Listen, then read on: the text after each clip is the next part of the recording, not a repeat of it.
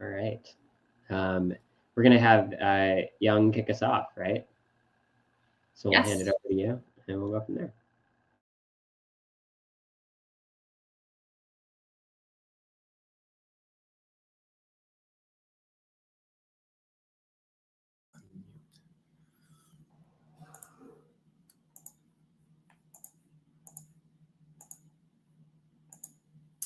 Okay. Well, can everyone see the screen? Yep, came through. Okay, cool. All right. Well, I just want to start by thanking Lindsay and Mark for inviting me to this talk. So that I am presenting actually from the sunny Vancouver, Canada. So my topic of my talk is about the art of whys and hows, science visualization with Tableau. So before I go on further, I just wanted to let you know that for the bulk of this presentation, I'll be presenting about my train of thought, and I am creating my projects. So if you have any questions about what tools I use to do my create my work, then yeah, just feel free to post them in Q&As, and yeah, I guess we can go from there. Okay, so just to briefly give you a bit of information about myself. For the past decades, I've been pretty much involved in everything that has to do with interpreting scientific data into more a meaningful biological story. So anything from cancer genomics to environmental microbiology. So my recent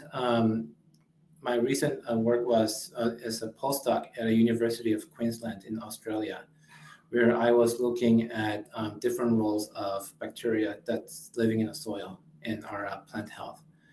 So I guess as I was doing a lot of my work at, I was also creating a lot of Tableau projects as a sort of a side gig. And you may have probably seen a lot of my work in the Twitter on various topics in the microbiology. And some of you may ask, well, what's with all the fascinations about this science visualization? Well, I can tell you that a lot of this work that we do as a scientist have a great impact. Well, at least most of them have great impact on various aspects of our society, including healthcare and so forth. So I think it's really vital for the scientists to figure out a way to efficiently communicate their research to people from broad spectrum of fields. And as you may see in the rest of my slides, that a lot of the things that we do, at least I do in science communication, has overlaps in how people visualize other types of data. And I think if you want to take something away from my talk today, that would be the one. So a lot of people say, what is sci-vis? And there's many ways to call science visualizations. So there's science figures, science illustration, and science diagrams, and so forth. And none of these, and all of these ways are correct way to describe the field that I am interested in. But for today's presentation, I'm going to try to stick with the term information graphics. So, well, then a lot of people might ask, well, what is information graphic or infographic in short? And there's many definitions of information graphics, and it really depends on the various practitioners. So some people say that information graphic is strictly tied to visualizing things that are quantitative, so numbers and data and so forth. Other practitioners have a somewhat different definition of infographics.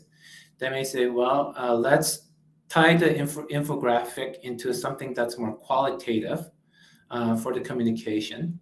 And for visualizing something that's quantitative, let's call this data visualization. And then there's this definition where information graphic is a multi-component display where we are communicating the information using various figures with supporting text. And this definition, I think, is where I sort of tie myself into. Regardless of how you define infographic or SciVis, there's many ways in which this can be used. So I think a lot of this will be familiar to people in the audience. I usually do ScienceVis for interactivity and engagement, but there's also cases where I think a lot of people will find the play and discuss might be something that's relevant to them. So there's many ways in which ScienceVis can bring people together from various fields. Regardless of how you define it and how you use infographic, I think the common denominator here is really is well described in this phrase by Jen Christensen. So building bodies of scientific knowledge is a slow, incremental, collective, and self-correcting enterprise. Conclusions are rooted in evidence, but those interpretations may shift as additional evidence is collected. And this really, I think it should resonate with a lot of people that evidence in most of our cases is a data, and depending how the data is how the data is being collected and how it is being sort of accumulated, what you visualize now may be different from what you visualize the same topic later. And this could be something like things such as, well, how are we treating the cancer patients compared to how we were treating them in the past? And even things like, well, how are we responding to more emergency situations as we have already experienced with our pandemics in the past couple of years? So then it really becomes, well, how does the science visualization look like? Or at least how do I expect science visualization to look like when I actually create a certain project? So just a brief rundown here is as a brief rundown, I'm sharing with you one of the past projects that I created, exploring the drug-resistant bacteria. So to start with, I think it's really important to kind of start with, well, why is this topic important, right? So what is superbug and why should you actually care? And I usually have this, I start with maybe simple bits and simple visualization of kind of the facts that has been already known in the past. So this bar chart was actually based on the data that I pulled from an article at the BBC several years back. So that kind of shows you, well, we have this critical situation where superbugs will cause higher rate of mortality by the year 2050. And then I kind of dig further, well, explaining, well, how does then this actually happen, right? So before we actually dig deeper into the actual data, I kind of have to set more of a background. And in this case, it is, well, how does this drug resistance happen in the bacteria? And in this case, this is because if you overuse antibiotics, the bacteria actually pick that up and they start to mutate in order to be resistant against the drug. And that's how everything happens. Young, Yeah. Quick question. Are you able to hide, there's like the bar across the bottom where it's like, yeah. Perfect. Thank you. Okay. Yeah. Okay, and then I dig more deeper into the actual data. Well, how serious is bacterial resistance drugs critical in different parts of the globe? And then finally, and then here's more of an ending that kind of tells you, well, I gave the audiences a background and all the data and information. So what? What should we actually do about these? And in this case, I've presented with the how can we then prevent actual superbugs. And this allows the people to say, so this is why this topic is important and what we should actually do about this. So this type of visualization is more of, I guess, in a awareness of a topic, and it triggers an action. But not all the science visualization, I think, has to do that. Some are just there to kind of share the discoveries and the research. And next, the rest of the slides will give you an example of such visualization technique. So for the remainder of this talk, I'm going to give you an overview of the thought processes that I usually go through when I'm creating my project. So as an example, here is a recently created visualization, which I've made based on a PhD study that was published in June of this year. And before I go further, I just want to say a lot of the work that I create are based on some data that has already been published. And this is because when the data is published, they go through a lot of peer review processes and make sure that the data itself is both robust in the scientific perspective, and a lot of the methods that are used to create this data are also verified by people who are in the similar fields as I am. So this particular work looks at exploration of metabolic traits that's present in a recently discovered group of bacteria known as the halobacteria. And when I created this work, it was started 4 weeks before the publication was announced. And when this work was completed, I didn't release to the Tableau Public, at least not until the day after the announcement was made about the publication. And finally, this work was selected as a Viz of the Day just recently this month, and I'm really grateful for that. So I just wanted to say thanks to the community for all the attention and support on this. So really, this is the beginning of how everything starts. So this is the very front page of the published study. And just right off the bat, you see the first sentence of this publication has a lot of this jargons that may almost sound like I'm speaking a Klingon or some sort.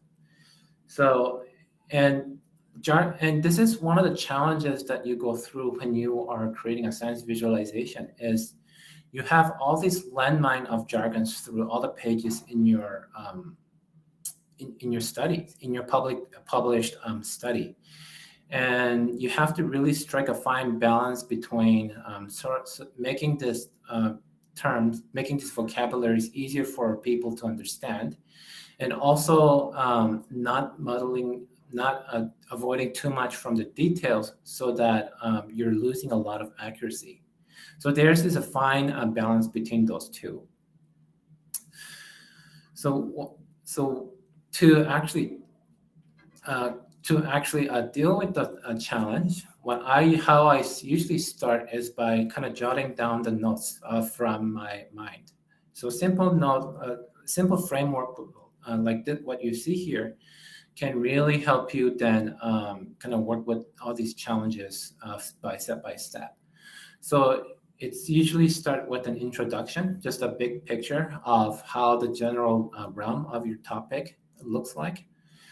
And then I delve deeper and say, well, regarding the subject that you're investigating, what has already been known prior to your research, and also what was not known about the subject.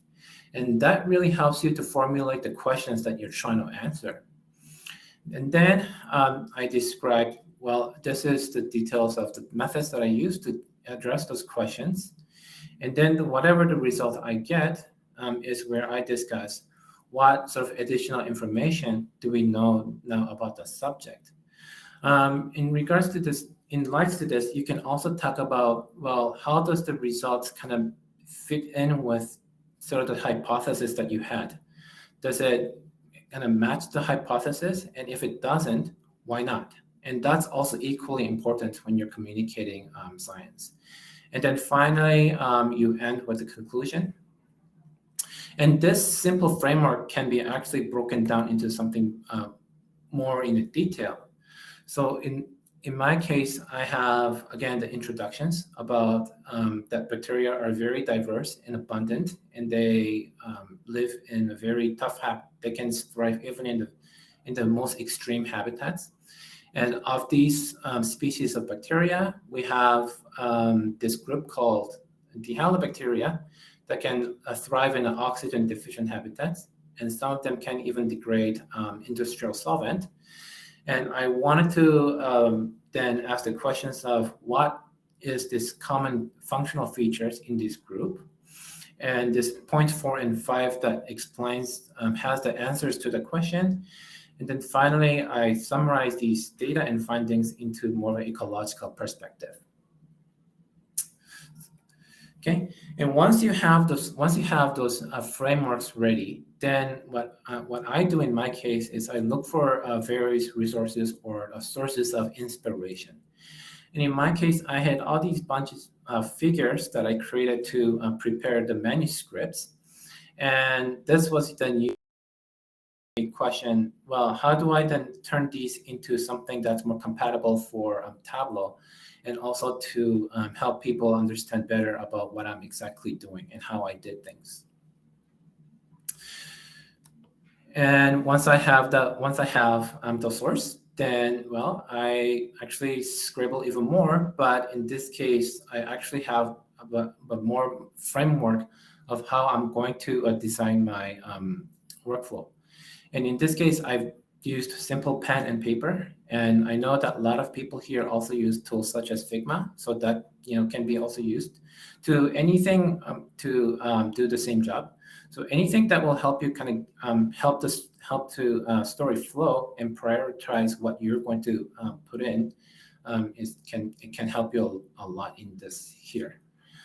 And I can tell you that in my case, the sketch contents actually changed throughout the whole rendering process. And this may be the case when you're working alone by yourself. But if you're doing, let's say, the collaborative process with other people, then you want to at least try to have a definite sketch before rendering. And if you don't think you can actually do that, it might be good to have an agreement of how flexible you can be in regards to kind of going back and forth between the sketching and the rendering. So that's really important before actually touching Tableau or any of the rendering processes.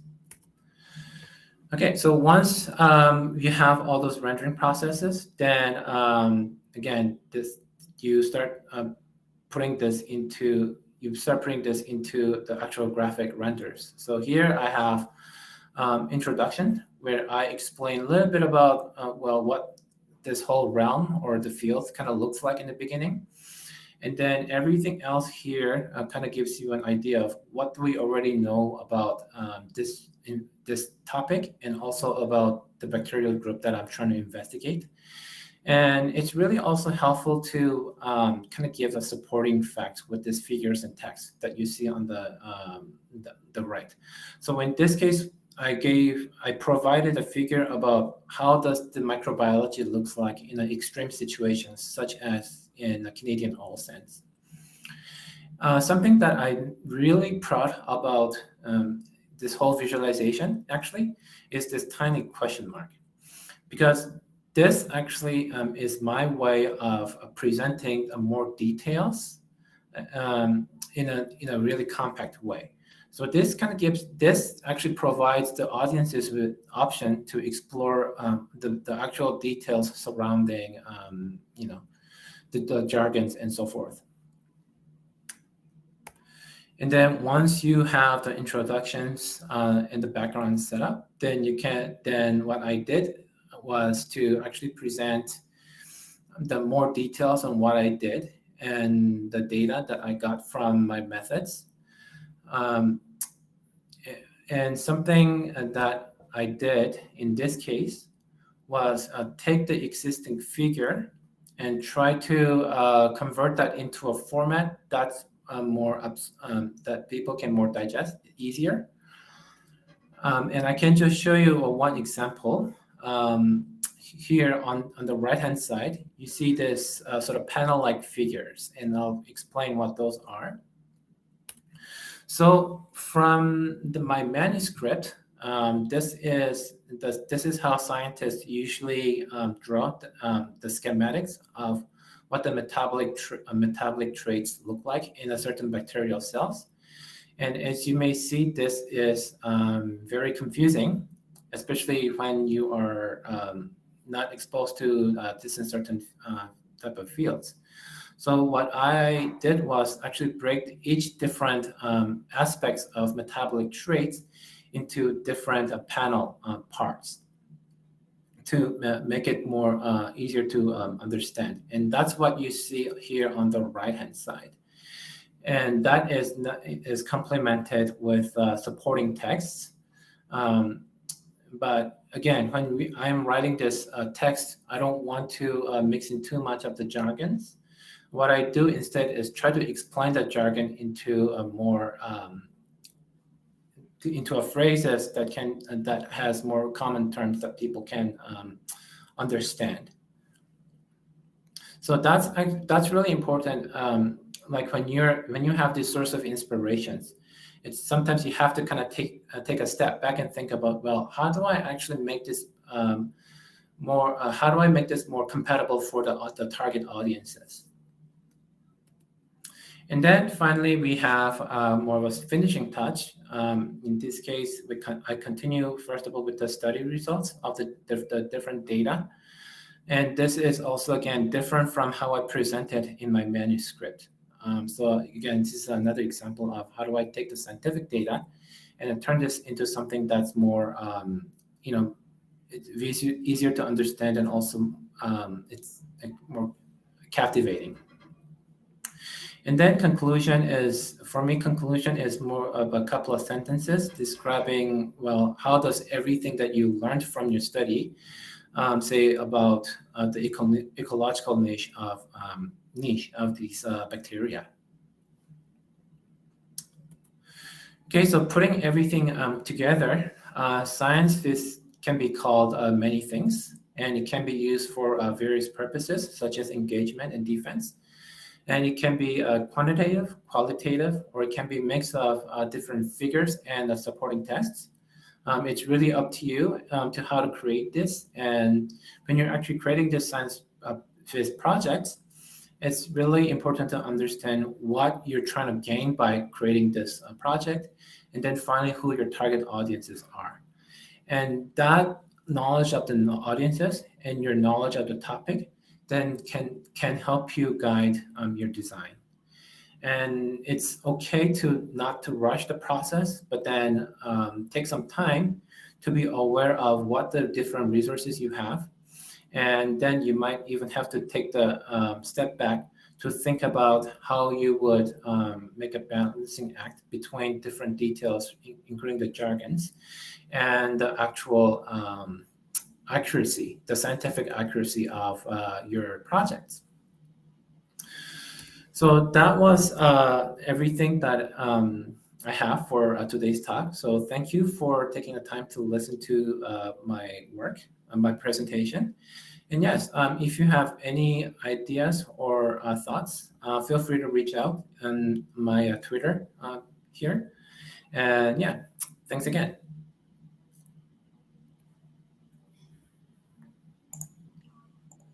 Thanks, Yang. That was awesome. So interesting to see your whole process. I saw a couple questions that are kind of coming through the chat. Yeah. I see any in the Q&A, but if anyone does have them. So someone did ask, I'm curious too, for the ones where you're translating those complicated diagrams into other easier digestible visuals, what are you using for that? Someone had asked if you're using Figma or some other tool. So I usually use Adobe Illustrator. There's also a tool called BioRender. Okay.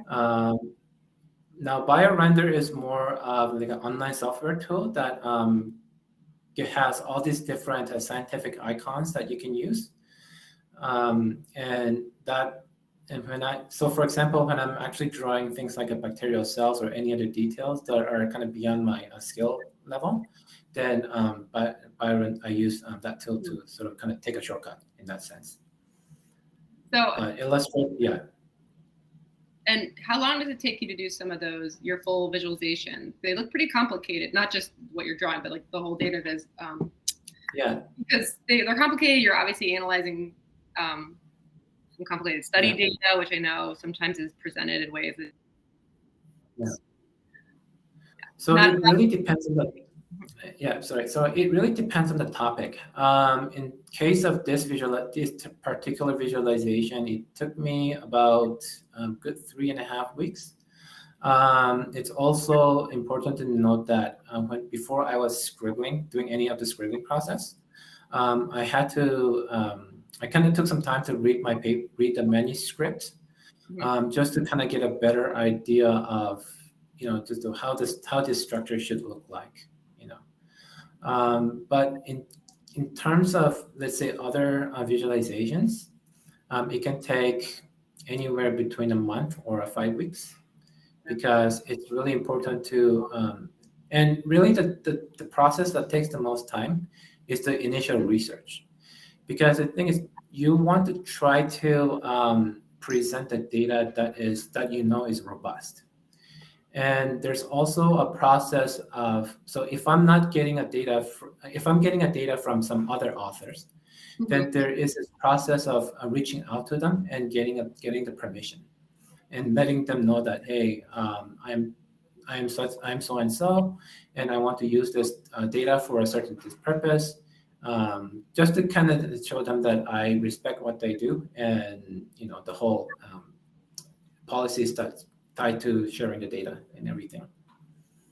Jen had asked if you ever considered consulting on the visualization builds for active research studies, which I think is interesting, because every time I look at papers that are published, sometimes as a data visualization, expert, it's like, you guys always use the kind of the antiquated types of charts or graphs or things that are very complicated. It's part of, I think, the research culture. So do you ever see yourself doing that, or do you think there's opportunities to advance how folks are doing visuals, data viz, research? And I think that's a really good question. So thanks for asking that. And yeah, that's definitely in my long-term goal. When I actually started this whole science visualization projects, many years ago, during my PhD, that was sort of my mission or my passion, I guess, was I want to try to, find a way to present the research in a more, I guess, user-friendly way, I guess, if that's the right term, because it's really because that's sort of the bottleneck with a lot of the research fields is often enough the research ends up in these journals, and there's a lot of things that are tied with these that are associated with this journal publication, including subscription fees, the jargons, all these things that bars from the wide audiences to access the research. And Tableau, in a sense, helps to address that question. And it's really also my way of telling the fellow scientists that, hey, listen, there's another way for you to communicate your research, if that's something you're interested in. Yeah, that's great. Yeah. Thank you. Yeah, Gokul even mentioned, as a university faculty in social science, this would be an awesome skill set to train students in. So there you go. I just wanted to add, it was like particularly interesting seeing the process you have where you're explicitly writing out, this is the thought that I'm trying to get across. Here's how it builds on the next thought and the next thought, and really starting with that story, where I think a lot of times folks will jump right to I'm sketching or I'm drawing and that's how I think a lot of folks start. So it's really cool to see that and how you kind of kept coming back to it to make sure that your story is still on point. So thank you for sharing that. It was something different and in a good way. Yeah. Well, if there's no other questions, we might be able to tee Dennis up. And thank you again, Young. If you're able to stay on and people have questions, please feel free to use the chat. I'm stalling a little bit to let Dennis queue up, but again, really, really appreciate it. Thank you. All right, Dennis, feel free to take it away whenever you're ready. Great. Can you hear me and can you see my presentation? Yes. Okay, perfect. All right, hello everybody. It's just a privilege to be able to present to you. I just wanted to share a little bit about some of my thoughts about map design, having worked with Tableau for the past 3 years. I just wanted to offer kind of a few tips to kind of think about as you create maps, as you use maps in your dashboards, or so let's just get right to it. So just a quick introduction. I'm a professor in social work at Carleton University. I do research on that kind of in the intersection between health equity, age-friendly communities, and technology. I teach courses on communities, nonprofit management, research and statistics. And in some of my research and teaching, I also I do a lot of mapping stuff. I use maps to look at kind of health services landscapes and things like that. I have a graduate certificate in geographic information science. But it wasn't really until I discovered Tableau in November 2020 when I started really thinking about the kind of the aesthetics and the art of map making. Over the course of the last 12 years or so, I thought about maps a lot, but it wasn't until about 3 years ago, 2.5 years ago, where I really started thinking about the art behind map making and really exploring kind of the more creative side of things. And so these are some of the lessons learned from that process in my journey. So why maps? Let's just start kind of with that question, that premise. So why include a map? I think maps are a very powerful tool in terms of communicating in a picture, communicating powerful stories in a very effective and efficient way. Maps can also serve as user-friendly navigation tools on a dashboard. Whether you intended or not, maps are very eye-catching. They're kind of eye candy. So when you have a map on a dashboard, I think the reader's eyes are going to be drawn to it. And more generally, maps, I love this quote that they serve as a macroscope that really enables the reader to visualize and explore and analyze patterns that are otherwise invisible to the naked eye. So for example, I use maps in my work to look at the distance between where people live and where health services are, as to kind of look at the accessibility and availability of health services, either by driving or walking distance or by public transportation. And I think it can serve as a useful way to look at how do we better plan health services in our city. And if you include a map, I think first thing to really ask is, do I even need a map, right? Just because there's data, geographic data, I guess the question will always be, do I even need a map in my visualization? And if you include a map, really think about it intentionally. What's the specific purpose? Who's the audience for the map? And media, in terms of medium, whenever I design my maps, I try to think about it in terms of being first a static map. And then obviously Tableau, I love Tableau and Tableau Public because of its interactivity. And so, but when I design maps, I really try to design them thinking that it's going to be a static map first, and then think about interactivity second. And this is kind of my pet peeves when I ever see a dashboard or a visualization, and it's so small that there's, it's just very difficult to use or navigate or interact with. And so when you include a map, try to be empathetic to the reader, right? I think if you want the reader to interact with the map, make it as big as possible in order for them to really interact with it. And so my presentation, I'm going to go over quickly just cartography 101. In many ways, I consider myself as a newbie in Tableau still. And some of the things that I do are, kind of simple calculations and things like that. And I'll present some of those. So hopefully it'll serve as kind of useful tools moving forward. But I'm really going to focus on kind of the design and aesthetic side of map making in Tableau Public. And there's others who can do kind of the more technical things and create kind of maps using calculations and things like that. But I'm really going to focus on the aesthetics. And but hopefully you'll be able to draw some things to create maybe, more effective maps in your dashboards or visualizations. So let's go over kind of cartography first and some of the principles to kind of keep in mind. So cartography is the art, science, and practice, the designing and making maps. I'm going to focus on the art and maybe a little bit about the practice, at least, specifically, how do we use Tableau Public to design maps? Obviously, Tableau Public it's up its spatial mapping game, like in the past couple of years, especially with map layers and things like that. But there's still a lot of things that I do in QGIS, which is a GIS, Geographic Information Systems software, which specialize in managing and manipulating spatial data. But I'll use QGIS to create data sets and then do the final visualizations in Tableau Public.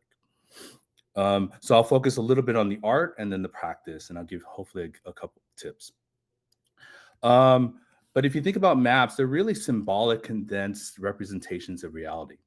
They're generally not meant to include everything, but they're representations. And so if they're representations, as the map designer, you have discretion on what to include, what not to include, right? And so you have to kind of think intentionally on some of those questions.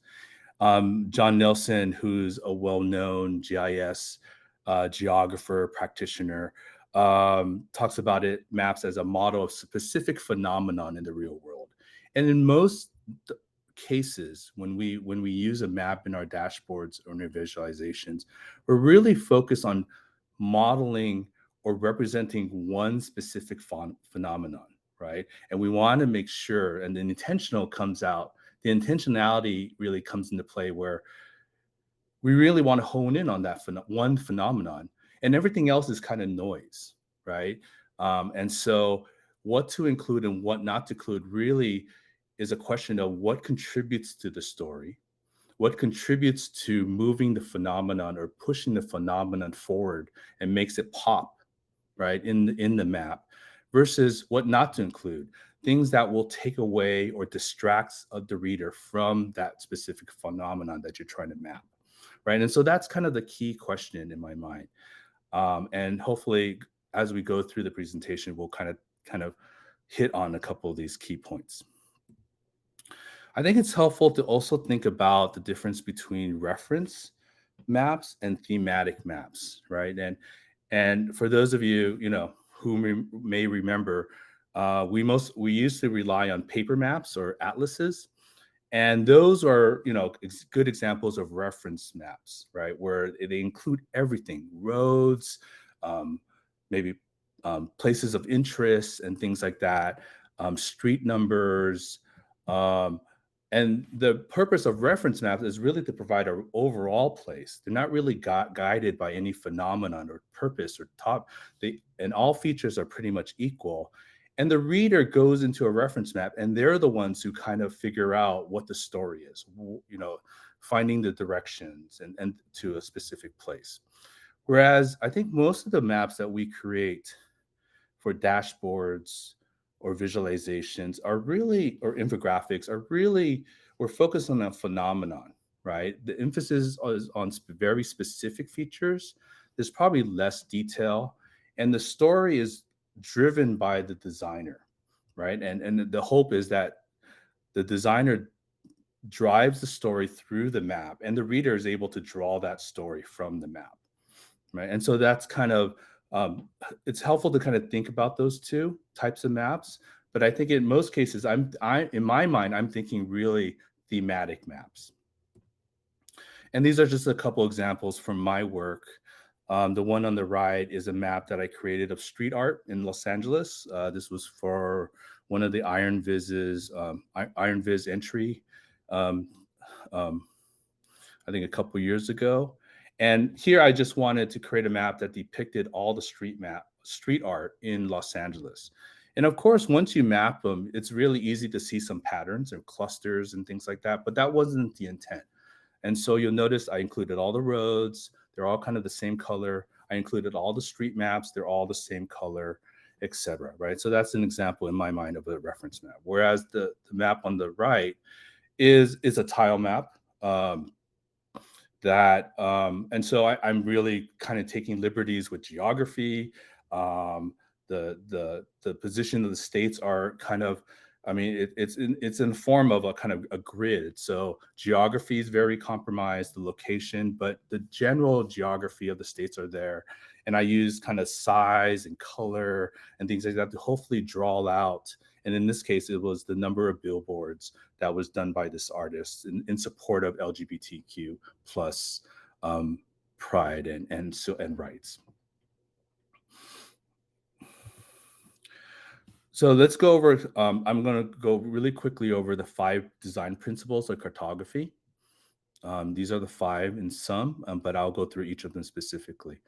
So visual contrast, principle 1 is really how the map features or page elements contrast with each other. And in these examples, I have the state of California, cities in California, and maybe going from left to right. In my mind, it might be better.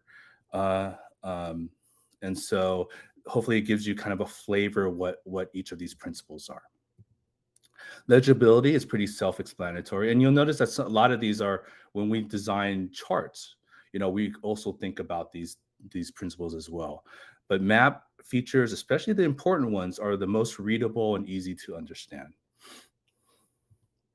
Figure ground is how the map is visually separated or pops out from the background, right? In this case, the state of California, the first map, really it's hard to distinguish California from Nevada, but as we move across the page, hopefully California stands out the most.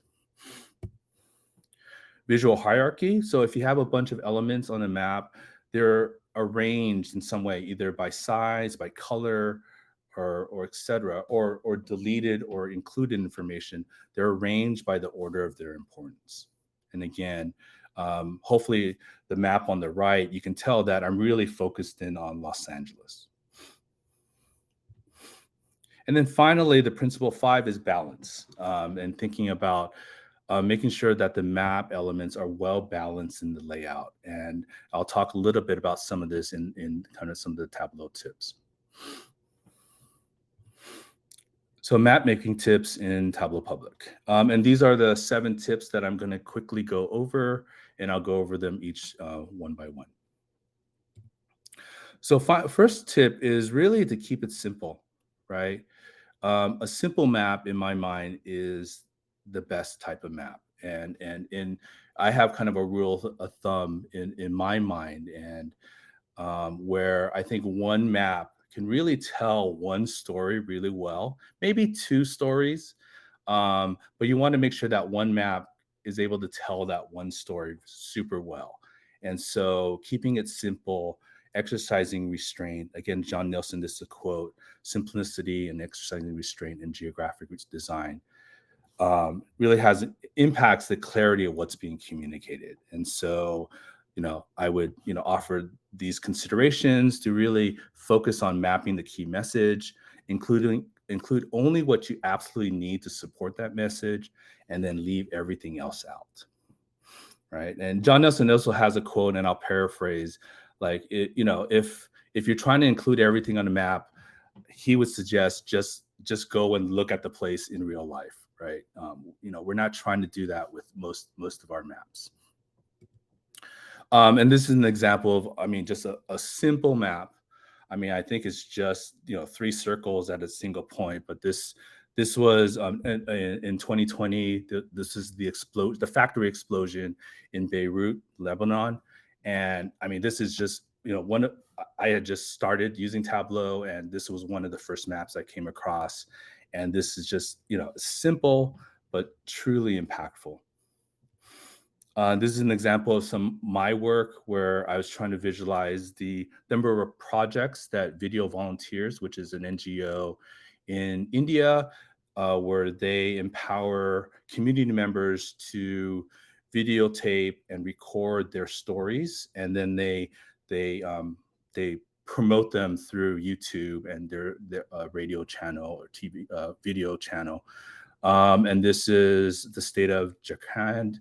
And I just really wanted to use these circles to really highlight where the projects were situated, and trying to keep it simple.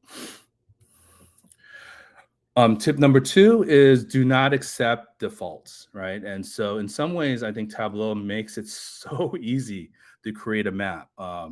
You just basically have to double click on the country's dimensions or the city dimensions, and it will pop it on a map, and with a background, a map that's provided by Mapbox, and that's fine, right? But I think if you're really trying to communicate effectively, we need to make more deliberate choices, and so we don't want to accept some of the default settings, right? And so I would encourage you to consider everything, right? So from symbols, lines, colors, etc. Removing anything you don't need, for example, background layers, map options. And, I would also encourage you to use your own spatial files. I personally like to use my own spatial files, which are shape files, even CSVs, which maybe have latitude and longitude coordinates and things like that. Because I like to be a little more control over how things are situated or how things appear on the map. But something to consider. So these are kind of 3 simple things that you can do really easily to in terms of, these are some of the default settings in Tableau. The simple things that you can do to really just hone in on specific story in your map. So removing unnecessary map box layers, disable the selection on layers you don't want your reader to be able to hover over, because that could be very distracting. And then uncheck the unneeded map options. Right. In most cases, unless you're showing a map of the world, the map search option really isn't going to be functional in your dashboard, because a reader can put in any place and it's going to go to that place in the map. But if your map is only focused on the United States or Canada, for example, it's kind of, it doesn't make sense, right, in terms of including that search option. Tip number 3, center your map. So again, your map, regardless of your intent, will be a focal point of your dashboard and visualization. So kind of think about where your map is situated on your visualization, understanding that it's going to draw the reader's attention. So how you position your map, the size of your map, and maybe think about designing your visualization around the map. So for example, this is a map that I created, Build Up Nepal, Viz for Social Good, which is a community challenge. Build Up Nepal empowers families to build houses in their own communities using locally based kind of materials. And Nepal is obviously kind of a long country that goes horizontal. So I try to position it in a way and design the visualization around the map of Nepal. Tip number 4 is to maximize white space. So most places, in the United States or around the country, in this case, this is a map of Ontario. the province of Ontario.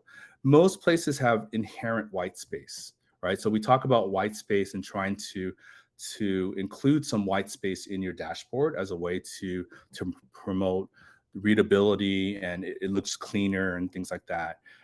Sometimes in my mind, there's too much white space, right? Because there's white space on the map are really places that are not relevant to the story. So you'll notice I included, all the, states and provinces around Ontario. That is, if I'm focused on Ontario, all that other stuff is noise, right? And in an oddly shaped geography like Ontario, right? Even if we did not include all of that, there's still some white space that, that kind of is wasted space in my mind, right? And so maybe something to consider is to take advantage of that white space, include some information in that white space, whether through annotations or things like that. Or if you're on team floating, you can float some containers and things like that to really take advantage and use up that white space. On the left-hand side, I think there's just too much white space here and here that really, I think it's wasted space and could be used more effectively or efficiently. This is an example of one by Wendy. Wendy was her work. She's a Tableau visionary. She does amazing work, does a lot of maps based in China. She was the one who kind of really turned me on to Tableau. I was like doing maps in QGIS and things like that. And I saw one of her maps during the 30-day map challenge that occurs every November. I was like, oh my gosh, what is this magic, right? Or what is this wizardry in terms but anyways, so I blame her for getting me into Tableau. But you'll notice, it's just a slight subtle kind of thing, but you'll notice that there's kind of this little kind of dip in China, in the country of China right here. And that's where she put in the legend right here. And it's really subtle, but I think it makes a big difference, right? In terms of effective use of space. Here is one of my own visits of blues and jazz festivals in Canada. And as you might know, if you know geography of Canada, that most of the population lives kind of in the southern part of Canada. And so there's at least in terms of this viz, where I was focusing on festivals in Canada, there's a lot of white space. All of this right here on this upper northern part, the territories of Canada, in my mind, were quote unquote white space. And, I was trying to kind of take advantage of that white space. Since there was, really there was no festivals that I can come across in those areas. Tip 5 is try to make your elements pop, using shape or color and things like that. Think about the visual hierarchy and contrast of your elements. Symbols, use different types of symbols, size, icons, colors, and then removing or diminishing other elements. So for example, the base map. This is a great example in my mind by Damola, who does amazing work as well. But I would never consider using I don't even know how many colors there are in this color palette, but he does it really effectively, and the story is fairly clear in my mind in this map. Okay, last couple tips. Tip 6: labels.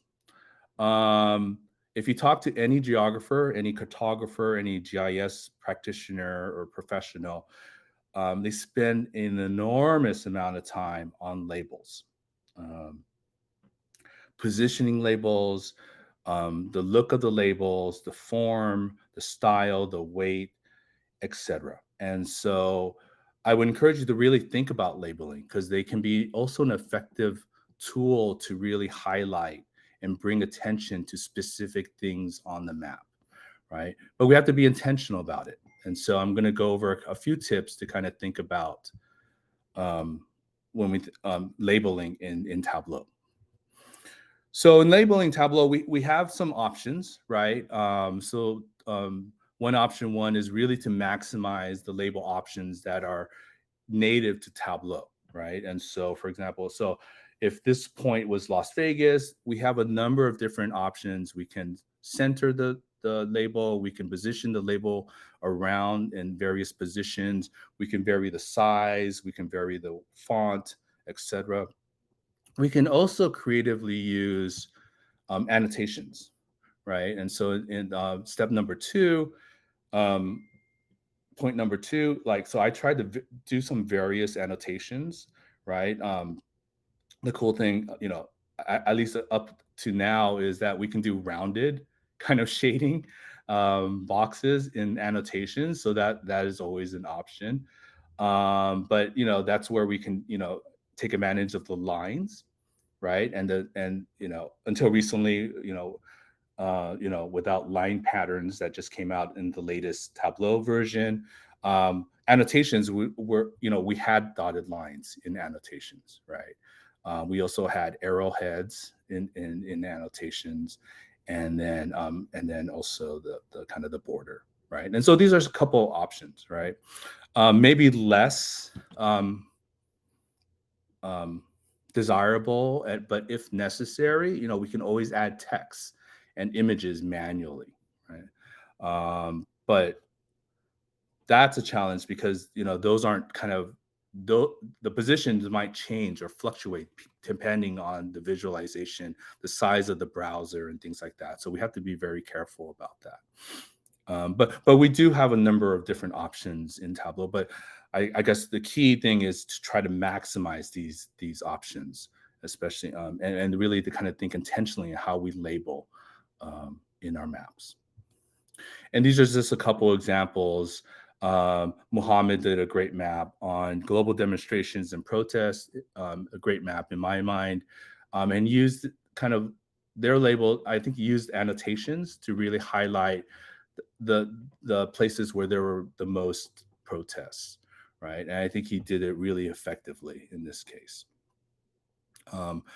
Obviously, annotations can be very burdensome if you have a lot of places you want to label, and so in that case, you probably want to use the tip number one, where you use the kind of in native labeling options. But in this case, it was effective, way to really highlight some of the key places.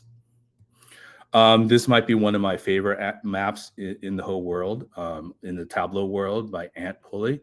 I don't even know what this game is, but it's a fictional map. But Ant used kind of multiple layers, and I'll get to kind of this point.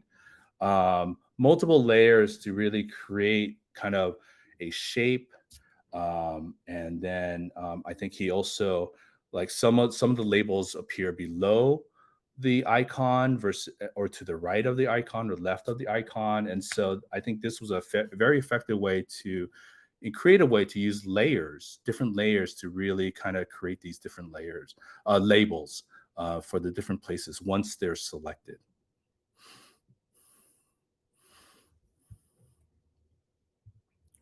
So this gets into my second tip, which is really take advantage of these layers, right?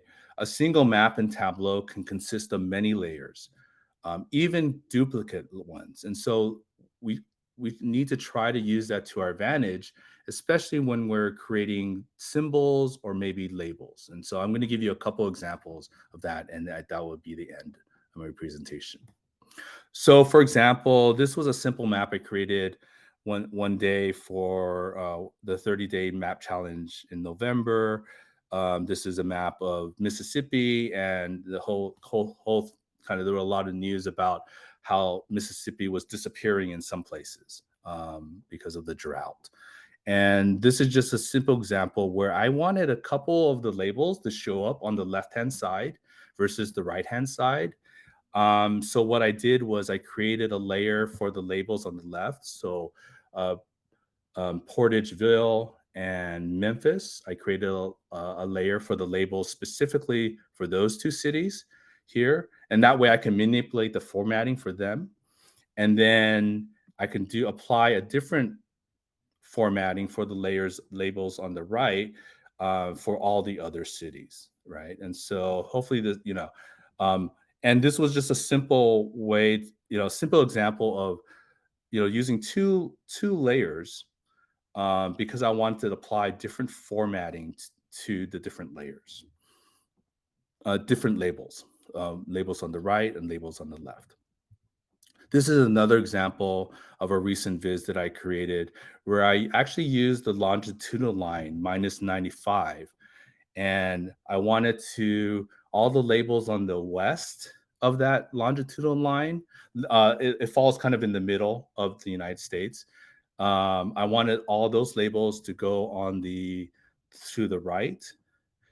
And then I wanted all the labels on the east side to appear on the left, right? And there's in my mind, like, this might be a crude way to do this, but in my mind, there's really not a way to do this in a single layer. And so I wanted to try to do that but I was able to figure it out how to do it with 2 layers, right? Okay.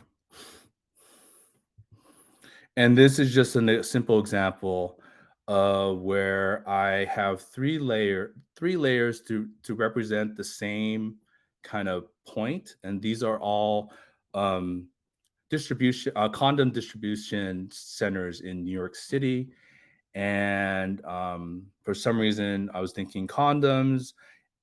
When I think of condoms, I think you think of sex, safe sex, and I wanted to kind of depict this with neon lights. And so, so each distribution site is represented actually by 3 symbols, right?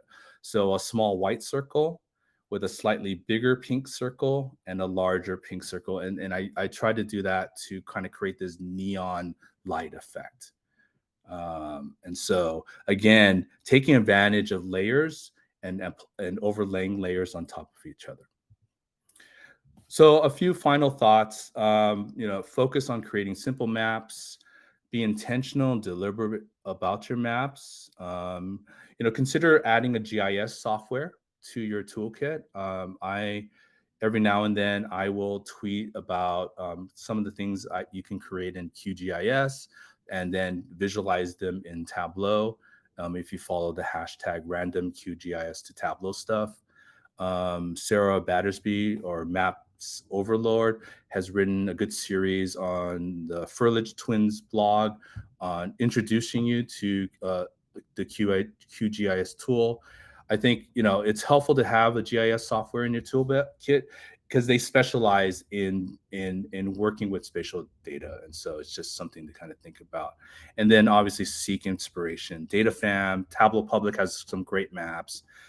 Every November, if you happen to be on Twitter, just follow the hashtag 30-day map challenge. And you're going to just see some amazing maps created not only in Tableau, but in R, in QGIS, Python, etc. I'll somehow get the presentation to everybody, but there's a few resources I just included. I included the public tab. Here are some of the public profiles of some of the maps that I showed. But anyways, that's it. Thank you.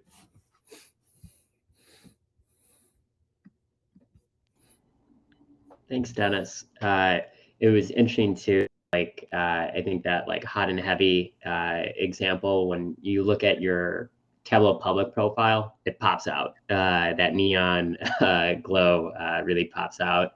And I know a lot of folks really kind of dug how you had done it with the 3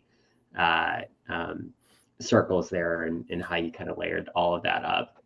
So that one just immediately stood up. But I know from my end, I really enjoyed this. I don't think from our perspective, we don't do a whole heck of a lot of looking at map visualizations, but we're starting to. So it's really nice to see somebody. It's like, no, you truly are thinking about all the things that go into making a useful map. And for me, that key takeaway was being intentional, not really having, not falling on the defaults, and how much you can really do, just taking a couple of those extra things where you're thinking about how is my viewer, my reader actually going to engage with this. So really cool stuff. You see, Lindsay, you're here. Yeah. I don't know if you have any thoughts too. Yeah, no, I love the comment. Like I tell people all the time too, like just because you have geographic data doesn't mean you need a map. Good to preface with that. I was so appreciative that you did that, because some people are like, "Ooh, there's geography. Like, I gotta make a map." It's like, what is the intention? And so, yeah, that was interesting. And then the white space part was really cool because you did such a great job of like really considering that. And that is one of the challenges I think with maps is they always end up, you're a square, but like geography is not just a square. Whereas charts, a lot of the charts we're making can fit into rectangular shapes. And maps just don't, because the whole white space. So I loved how you showed some examples of how people have intentionally kind of utilized that white space in the best way to make the whole visualization just kind of like feel more cohesive, right? It's not that white space is bad, as you said, but it really makes the design great. Although the whole floating thing, it's too bad. We always go, oh well, I guess if you have to, right? Or even use, I think you can use annotation, like you can have like text and annotation or something like that, which kind of fills that space, but it could be like a text box, right? Like or caption, right? Like, and so, yeah, well, even but you did for the concerts, or the fact that you just thought of a chart that was gonna like kind of take up that white space. You know what I mean? Because otherwise you could have done a different way of showing the geography at those points, but that allowed it to kind of feel like it was a useful part of the rest of the geography, right? So that's cool. We do have one question from Rye. Any training resource you would recommend for QGIS? I'd like the answer for this too. So. Yeah, I think so. If you use Tableau, I think there's a great introduction by Sarah Battersby. Let me go to the. Do I still have sharing my screen? I am, right? Yep. So if you go, and I will post this here. If you go to the Furlich twins and just Google, if you Google QGIS, I think Ken has used QGIS in the past as well. So he has a few articles on QGIS. But Sarah's Battersby has like a series of maybe 5 blogs that kind of introduces. I think it's a good introduction to QGIS. But I think the concept of map layers, if you've used map layers, I think the concept is comparable to how you might work with map layers in QGIS. I think in my mind, it's a lot simpler. You just kind of drag and drop, and then they just kind of overlay on each other automatically in QGIS. But maybe start playing with it. There's a lot of resources at the QGIS website as well. But I think Sarah's series on introducing QGIS to Tableau users is a good start.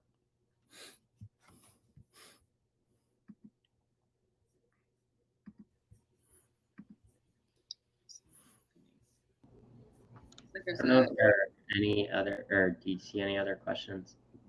Yeah, so another one was asked, any suggestion for accessing cancer-related data to work on Tableau? I think that might be, I don't know if it's directly for you, Dennis, but it may be more open. yeah. Yeah. You might have an answer to that, Mark. But. I was going to say, usually I would think of like some of the government available like data sites where you can kind of, I think there's like helpdata.gov, if I'm making that up. That might have some things. I don't know any immediately off the top of my head though. I don't know if you have some open data resources as well.